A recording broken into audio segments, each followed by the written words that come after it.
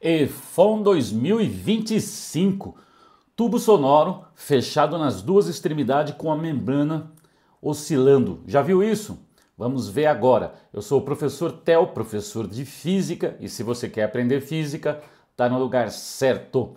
Estamos dando uma passada por diversas questões da prova anterior da EFON 2025, porque daqui a um pouco mais de uma semana, hoje é dia 24/7, lá para o dia 2, 3 de agosto, teremos a prova da EFON para os ingressantes em 2026. Então estamos dando uma passada por diversas questões aí da EFON para a gente fazer uma revisão, legal? E hoje nós vamos falar sobre tubo sonoro. E como eu não gosto de enrolação, bora pro vídeo! E então vamos lá, galera, que é a EFON 2025, vamos lá ver a questão. Mas antes da gente ler a questão, eu vou pegar aqui um apontador e vou dizer para você, curte, compartilha, isso dá muito trabalho de ser feito, a gente faz com o maior prazer, mas se você curtir, compartilhar e se inscrever no canal principalmente, você vai me ajudar a dar continuidade a esse trabalho. Não custa nada, aperta um botãozinho, o que que custa? Eu me inscrevo em diversos canais de professores de física, aliás, posso até indicar alguns para vocês, que é a indicação eu passo aí para vocês, canais muito bons, que eu acompanho, acho interessante, tá? E eu sempre vou lá, me inscrevo, curto o canal, porque é bacana, você valoriza o trabalho. Tá legal? Bora ler a questão. É a 23ª questão, né, que seria a terceira da prova da EFON de 2025. E ela diz o seguinte: um tubo de comprimento L que está em contato térmico com o meio externo contém N mols de um certo gás ideal. Ambas as extremidades do tubo possuem membranas impermeáveis e flexíveis, de forma que elas podem oscilar devido à ação de uma fonte externa. Então tem uma fonte externa oscilando e fazendo essas membranas, né? Essas membranas oscilar, e o gás que está lá dentro produz uma onda nesse gás, né? Que induz a propagação de ondas, desculpa, sonoras de frequência F dentro do tubo. Então tem uma frequência F lá dentro do tubo, uma frequência F constante lá. Num certo instante T1, o gás está a uma temperatura T1 e forma-se dentro do tubo uma onda estacionária de número harmônico N1. Então a gente não sabe que harmônico é esse, se é o primeiro, o segundo, provavelmente seja o primeiro, N1, pode ser um harmônico qualquer. À medida que o gás troca calor com o meio externo, esta onda estacionária se desfaz, ok? Porém, em um instante posterior, T2, em uma outra onda estacionária de número de harmônico N2 é observada, tá? O gráfico P contra V do gás entre os instantes T1 e T2 está apresentado na figura abaixo, em que P1 e P2 são as pressões do gás no instante de tempo T1 e T2, tá? O tempo T1 eu tinha uma onda harmônica, né, gerando lá ondas estacionárias, em T2 eu tenho outra onda estacionária, respectivamente. Assinale a alternativa que corresponde à razão N2, que é o segundo harmônico, dividido por N1, que é o primeiro harmônico, né? Ok? Tudo bem? Bom, vamos lá.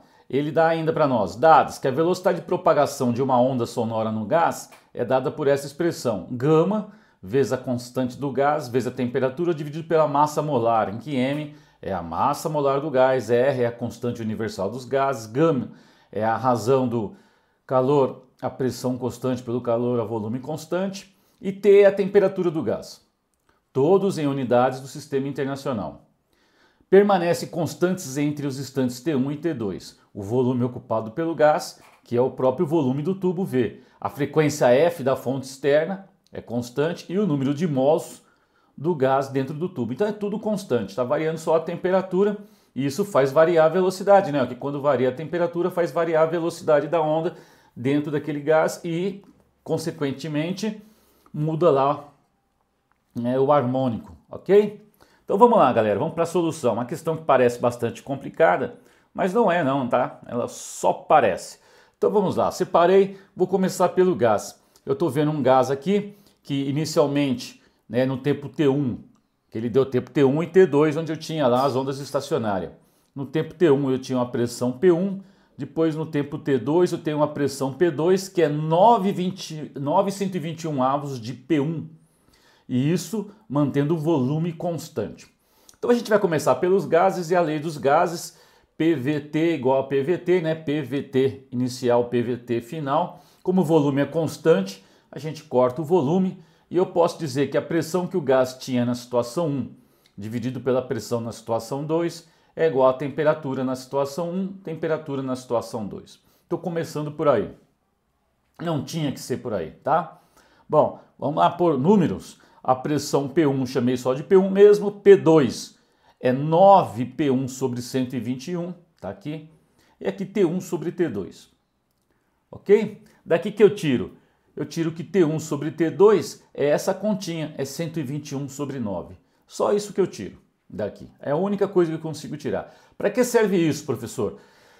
Guarda isso que você vai usar. Essa relação entre a temperatura T1, na situação em que eu tinha o primeiro harmônico, a temperatura T2 no O harmônico subsequente, tá? Que pode ser o segundo harmônico, tá legal? Guarda isso. Vamos ver como é que a gente vai usar isso e vamos lá para o tubo. Vamos pegar a primeira situação, eu desenhei, ele não falou que harmônico a gente estava, isso não vai fazer muita diferença. Eu estou considerando aqui o primeiro harmônico, o tubo é fechado nas duas extremidades, o que quer dizer que aqui tem que ter um nó e aqui tem que ter um nó. Você lembra que se o tubo for aberto, na extremidade aberta gera ventres, né? Na extremidade fechada tem que ter um nó para que eu possa ter as ondas estacionárias. Então eu tenho um nó aqui, então eu tenho uma onda que vai e depois volta, e isso forma interferências construtiva e destrutiva, sempre com nó nas paredes, sempre com nó nas paredes. Legal? Veja que isso aqui, se você olhar, isso aqui é só meia onda, né? Isso aqui é só meia onda.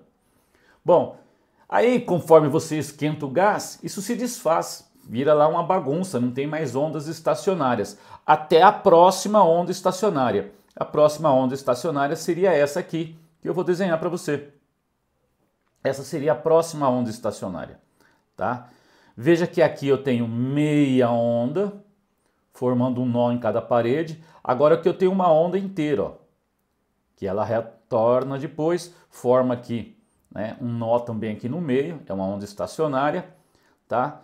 Eu acabo tendo 3 nós, e aqui eu tenho uma onda inteira. Veja que o tubo tem um comprimento, que eu vou marcar aqui para vocês, um comprimento L constante. Então, dentro desse comprimento L, coube aqui meia onda, eu mudo o harmônico, passa a caber 2 metades de onda, eu mudo o harmônico, vai ter 3 metades de onda. Veja que isso aqui gera, né, comprimentos de onda múltiplos de lambda sobre 2. Aqui eu tenho meia onda, aqui eu tenho meia com mais meia. O próximo harmônico, né, seria meia mais meia mais meia. Tudo cabendo dentro de um comprimento L. De modo geral, galera, eu posso escrever assim: dentro desse comprimento tubo, cabe N lambda sobre 2. L, que é o comprimento do tubo, está cabendo dentro dele lambda sobre 2. Lambda é um comprimento de onda, lambda sobre 2 é meio comprimento de onda, vezes N, né? Aqui o N é 1, porque coube apenas um comprimento de onda. Aqui o N, né, coube somente meia onda. Aqui o N é 2, porque cabe 2 metades de onda, que é uma onda. O próximo seria 3, 4 e assim consequentemente. Legal? Então, olhando para isso, a gente tira essa equaçãozinha, que você poderia ter memorizado, né? Mas a gente pode pensar nelas. Essa aqui é a equação fundamental da ondulatória, né? Pelo amor de Deus, se você tem uma equação que você chama de equação fundamental da ondulatória, não faz sentido nenhum você ir para uma prova e não conhecer essa equação, correto? E esta outra equação, o que que eu fiz? No lugar do lambda, eu joguei a velocidade sobre a frequência. Ó, N sobre 2 mantive, e no lugar do lambda eu pus V sobre F. Eu isolei o lambda, passei o F dividindo. Eu posso dizer que esse lambda pode ser substituído por V sobre F. Por que isso? Porque eu quero saber a frequência, que é o próximo passo. Jogo a frequência lá atrás, o L. Quer dizer que a frequência gerada aqui, que é constante, né? Porque essa parede aqui é uma membrana que oscila com a frequência constante. Os harmônicos estão mudando aí porque a velocidade da onda está mudando em função da temperatura. Eu estou aquecendo um gás aí dentro. tá? Então essa frequência constante, essa frequência vale NV sobre 2L. Tá ok? Tranquilo? Tá indo? E essa equação aqui eu peguei lá do texto, galera. Essa equação me diz que a velocidade ao quadrado é o gama, ele explicou quem é o gama, mas não se preocupa com isso, vezes a constante dos gases, vezes a temperatura, vezes a massa. Veja que gama, R e M são constantes. Essa velocidade está variando em função do tempo, da temperatura, perdão. Então vamos pegar esta velocidade e jogar aqui dentro desse V. Bora, vamos lá. Então se a frequência é NV sobre 2L, então vai ficar N sobre 2L e no lugar do V é a raiz quadrada desse cara aqui. A raiz quadrada de gama RT sobre M. Ok? Então eu tenho uma frequência constante, ok? E eu posso então escrever isso da seguinte maneira, galera. Vamos lá. Olha lá, isto é o que nós descobrimos com relação ao gás e esta é a relação que a gente conseguiu. E o que eu vou fazer? Ele disse que a frequência é constante, então a frequência em um determinado harmônico primeiro e a frequência no segundo, por exemplo, são iguais aqui no caso. O que está mudando é apenas a temperatura e a velocidade do gás, ok? Então vamos lá. F1 igual a F2. Quem seria F1? F1 é isso aqui. É N1, que é o número de harmônicos sobre 2L, vezes a velocidade, que é a raiz quadrada de gama R, T1, que é a temperatura na primeira situação, sobre a massa molar. E isso é exatamente igual a quem? N2, né? Esse N agora é N2, é um outro harmônico, sobre 2L, gama R, a temperatura agora é T2 sobre M. Dá para ver que a gente consegue cortar tudo aqui, ó. Eu tenho 2L de um lado, 2L do outro, vai embora. Eu tenho gama RM dentro da raiz, gama RM dentro da raiz. Cortou tudo aí, galerinha? E fica assim. N1, raiz quadrada de T1 é igual a quem? N2, raiz quadrada de T2. E daqui a gente vai resolver dar a resposta do que ele queria. O que ele pedia aqui? Ele pedia N2 sobre N1. Então, N2 sobre N1 traz o N1 dividindo, leva a temperatura T2 para lá e você chega na seguinte situação. N2 sobre N1 é exatamente igual à raiz quadrada de T1 sobre T2. Foi? Então terminamos. Porque T1 sobre T2 eu sei que é 121 sobre 9. Então é só tirar a raiz quadrada disso aqui. Quem é a raiz quadrada de 121? 11. Quem é a raiz quadrada de 9? 3. Então N2 sobre N1 é 11 terço. 11 terço está onde, galera? 11 terço está exatamente na alternativa B. B de bola. Ok? Foi? Difícil?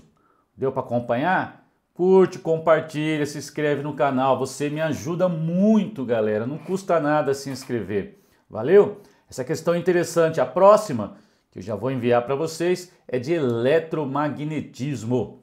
Valeu, galera. Abraço!